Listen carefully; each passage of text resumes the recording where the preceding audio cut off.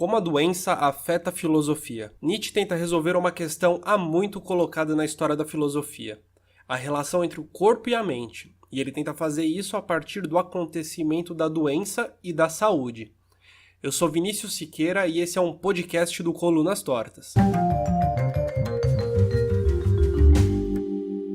Nietzsche é considerado como o primeiro psicólogo por se esforçar em compreender a dinâmica da mente sem utilizar a liberdade como padrão de interpretação para ações e decisões individuais. Para o filósofo, doença e saúde têm relação direta com processos mentais e processos de natureza cognitiva ou afetiva. É impossível anular a influência da alternância entre os estados corporais de saúde e doença, desses domínios citados, da esfera psicológica. Assim, a filosofia de uma pessoa pode ser considerada sintoma de seu estado somático e psíquico. Logo, uma filosofia é também a filosofia dos estados de uma pessoa. Quando interpretamos a filosofia como sintoma, ela tende a ser um remédio necessário ao doente ou uma gratidão ao estado de saúde, um luxo, um adorno. Mas quando o psicólogo no estilo nietzschiano toma a filosofia como sintoma de saúde e de doença e resolve analisar a história da filosofia, a curiosidade científica pede a análise de cada filosofia como sintoma e, portanto, a identificação dos estados fisiopsicológicos de cada filósofo. Caso essa análise encontre mais filosofias enfermas do que sadias, resta a pergunta, que é a mais interessante que um psicólogo pode fazer a si mesmo: como a enfermidade afeta a filosofia de um pensador? Essa é a questão mais interessante que um psicólogo pode fazer a si mesmo, porque ela responde ao problema mais intrincado da filosofia até hoje, a relação da mente com o corpo.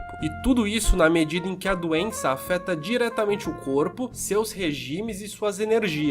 Todas as metafísicas que tentaram justificar a existência a partir de fundamentos e significações éticas fizeram isso com uma interpretação errada do mundo que tentava atender necessidades fisiológicas as disfarçando sobre o manto da objetividade. Nós deliramos exatamente quando nos recolhemos sob o manto protetor e seguro das explicações metafísicas. É esse manto que nos faz esquecer dos animais que somos, fato esse que muitas vezes parece insuportável. Entretanto, apesar da doença ser reconhecida como uma forma de ressentimento por Nietzsche, viver a doença pode fazer bem, pode dar consciência do estado de enfermidade e, ao mesmo tempo, consciência e potência no estado de saúde. A doença nos torna mais aguçados no reconhecimento de nossos estados de doença e saúde, mas também nos estados de doença e saúde dos outros. Assim, a grande doença amplia o espectro de visão, permite o retorno de si com a experiência que ela fornece, permite o renascer da fênix e permite entender exatamente aquilo que fizemos enquanto doentes. Ou seja, a busca pela metafísica é uma conclusão empírica do estado de enfermidade.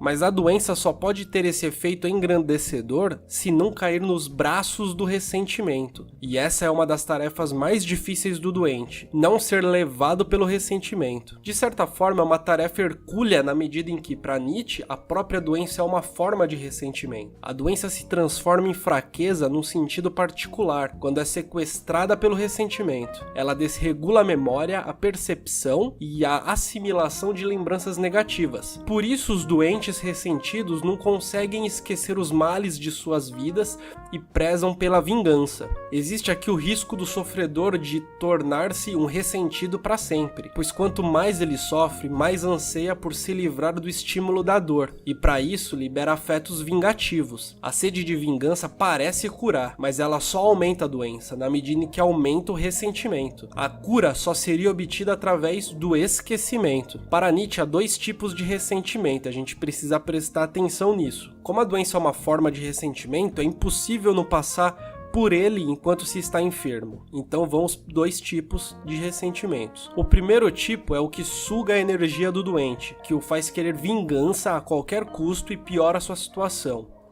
O segundo é vivido pelo doente como um sentimento como qualquer outro. Ele é supérfluo, é um ressentimento que pode ser ignorado. E com ele, quando se ignora, também abre-se espaço para ignorar o sentimento de vingança. É interessante frisar que na fisiopsicologia de Nietzsche, a transição do físico ao psíquico é pensada em mão dupla. A condição da doença no corpo produz fraqueza no instinto de cura, o que propicia a geração dos afetos de ressentimento, como a vingança, que trazem gastos energéticos fundamentais para o corpo do doente e o aumento de secreções nervosas, ou seja, uma coisa vai sendo o gancho da outra. Nietzsche usa o exemplo do faquir, que dorme por dias em sua tumba até levantar, não para se entregar à morte, mas para resguardar a sua energia, que será utilizada mais tarde num processo de renascimento, em que o ressentimento será evitado e se tornará supérfluo, de maneira que conseguiremos dominá-lo, de maneira que o faquir conseguirá dominá-lo. Nos sentimos acima do sentimento de vingança é um sinal de que conseguimos esse efeito e de que nossa saúde está em processo de se reestabelecer.